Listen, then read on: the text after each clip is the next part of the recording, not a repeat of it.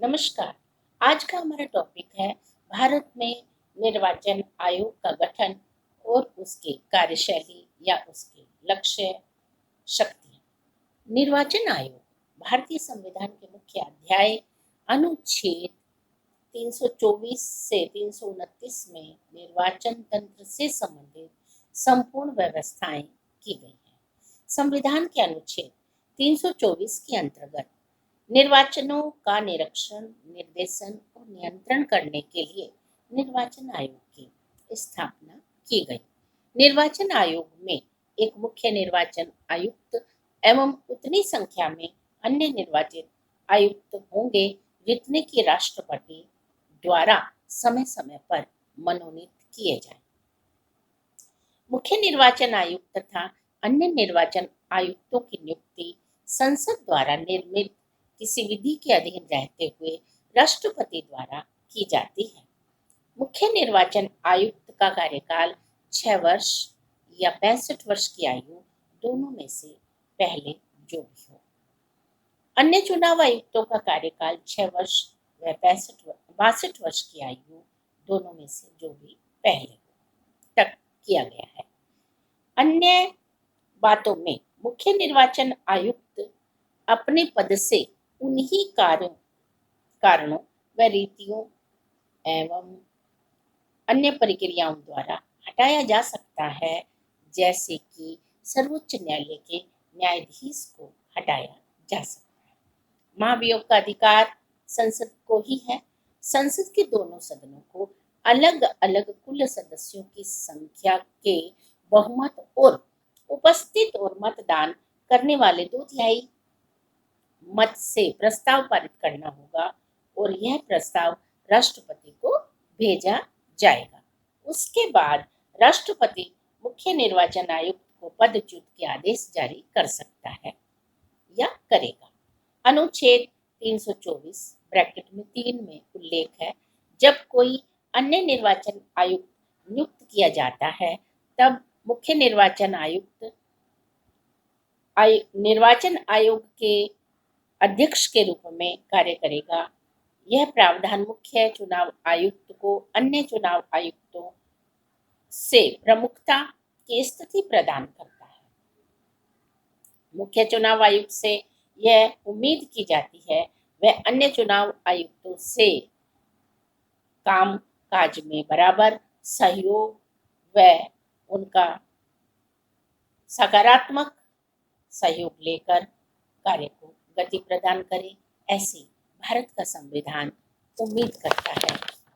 इसके पश्चात चुनाव आयोग के कार्यों में भूमिका, बहुत इम्पोर्टेंट पॉइंट है ये कि चुनाव आयोग की क्या भूमिका है, क्या कार्य है। सबसे पहला काम होता है चुनाव क्षेत्रों का परिसीमन करना या सीमांकन करना, अर्थात संसद ने सीमांकन या आयोग अधिनियम, परिसीमन आयोग अधिनियम 1952 पारित करके इस अधिनियम में ये प्रावधान किया कि इस 10 वर्ष बाद होने वाली प्रत्येक जनगणना के उपरांत निर्वाचन क्षेत्रों का सीमांकन किया जाना चाहिए, यानी ये क्राइटेरिया तय किया जाना चाहिए कि कितनी जनसंख्या पर एक रिप्रेजेंटेटिव नियुक्त किया जाएगा। मुख्य चुनाव आयुक्त इस परिसीमन आयोग का अध्यक्ष होता है और उसके अतिरिक्त इनमें सर्वोच्च न्यायालय अथवा उच्च न्यायालयों के 2 अवकाश प्राप्त न्यायाधीश भी होते हैं। आयोग की सदस्यता या आयोग की सहायता के लिए प्रत्येक राज्य से 2 से लेकर 7 तक सहायक सदस्यों का प्रावधान है, ताकि आयोग को काम करने में पूर्ण सहयोग और सहायता मिल सके। फिर बात आती है मतदाता सूचियां तैयार करना। डेट ऑफ बर्थ के हिसाब से चुनाव आयोग के द्वारा लोकसभा या विधानसभा के प्रत्येक चुनाव या मध्यावधि चुनाव से पहले मतदाता सूचियां तैयार करवाई जाती है और इस कार्य के संपन्न होने पर ही चुनाव होते हैं। मतदाता सूची तैयार करने का कार्य इस उद्देश्य से किया जाता है कोई भी ऐसा व्यक्ति मताधिकार से वंचित न रहे जो मताधिकार की योग्यता रखता है, यानी जन्म तिथि से वह 18 वर्ष की आयु प्राप्त कर चुका है तो वोटर लिस्ट में उसका नाम, मतदाता सूची में नाम जुड़ जाना चाहिए, ताकि वो जन सहभागिता के आधार पर लोकतांत्रिक शक्ति को सुदृढ़ कर सके। विभिन्न राजनीतिक दलों को मान्यता प्रदान करना, ये बहुत ही इम्पोर्टेंट पॉइंट है, क्योंकि राजनीतिक दल लोकतंत्र के वाहन माने जाते हैं, सरकार और जनता के बीच कड़ी माने जाते हैं। राजनीतिक दल जो चुनावों का सह संचालन करते हैं, लेकिन वो कौन से चुनाव चिन्ह पर चुनाव लड़ेंगे और उन्हें मान्यता मिलनी चाहिए, ये काम चुनाव आयोग द्वारा किया जाता है। चुनाव आयोग का महत्वपूर्ण कार्य विभिन्न राजनीतिक दलों को राष्ट्रीय दल, राज्य स्तरीय, क्षेत्रीय दल और मान्यता प्राप्त पंजीकृत दल के रूप में मान्यता देना, यानी जिनको मान्यता नहीं मिली उन्हें पंजीकृत करना, मान्यता देना, ये कार्य चुनाव आयोग के द्वारा किया जाता है। चुनाव आयोग इस कार्य हेतु मान्यता के आधार पर निश्चित करता है तथा इनके आधार पर दलों को विभिन्न श्रेणी की मान्यताएं भी प्रदान की जाती है। मान्यता के इन आधारों में चुनाव आयोग समय समय पर परिवर्तन भी कर सकता है। राजनीतिक दलों के आरक्षित चुनाव चिन्ह प्रदान करना, यानी राजनीतिक दलों को क्या चुनाव चिन्ह है, किस चुनाव चिन्ह पर चुनाव लड़ना होगा, ये सुनिश्चित करने का काम, आवंटित करने का काम चुनाव आयोग का है। यह महत्वपूर्ण कार्य माना जाता है। यदि एक चुनाव चिन्ह पर दो राजनीतिक दलों में आपसी विवाद हो जाए तो ऐसी स्थिति में चुनाव आयोग से उम्मीद की जाती है कि वो निर्णायक भूमिका, निष्पक्ष भूमिका, न्यायिक ढंग से विवाद को निपटारा करेंगे और इसमें आयोग के निर्णय के विरुद्ध सर्वोच्च न्यायालय में भी अपील की जा सकती है। यानी कोई भी राजनीतिक दल यदि इस बात से सहमत नहीं है कि जो निर्णय चुनाव आयोग ने दिया उसे मान लिया जाए, तो वह इसके विरुद्ध सर्वोच्च न्यायालय में अपील कर सकते हैं। चुनाव करवाना, चुनाव आयोग का एक अन्य महत्वपूर्ण कार्य ये भी है कि संपूर्ण चुनावों को सुचारू ढंग से उसे संपन्न भी करवाना। इसमें सभी के चुनाव आ जाते हैं जो समय समय पर इंडियन पॉलिटिकल सिस्टम में उल्लेखित है या प्रावधान है, जैसे राष्ट्रपति का चुनाव, उपराष्ट्रपति का चुनाव, संसद के सदस्यों का चुनाव, राज्य विधानसभाओं के चुनाव तथा अन्य चुनाव, पंचायत स्तरीय चुनाव, जो भी इस प्रक्रिया में है चुनावी व्यवस्था, उसका पूरा दायित्व चुनाव आयोग का है। चुनाव के संबंध में केंद्रीय सरकार व राज्य सरकार को परामर्श प्राप्त करते हुए निर्णय आयोग द्वारा लिया जाता है, यानी जो भी है वो संपूर्ण निर्णय चुनाव आयोग पर निर्भर करता है कि कब चुनाव करवाए जाने चाहिए। निष्पक्ष चुनाव से संबंधित समस्त दायित्व, व्यवस्था और चुनाव प्रणाली में किसी भी तरह से कोई संशोधन भी करना पड़े, कोई डिसीजन भी लेना पड़े, तो चुनाव आयोग द्वारा लिया जाता है। अर्धन्यायिक कार्य, अर्धन्यायिक कार्य का मतलब है न्याय व्यवस्था, न्यायिक कार्य भी संपन्न करते हैं। इसमें दो उल्लेखनीय कार्य बताए गए हैं।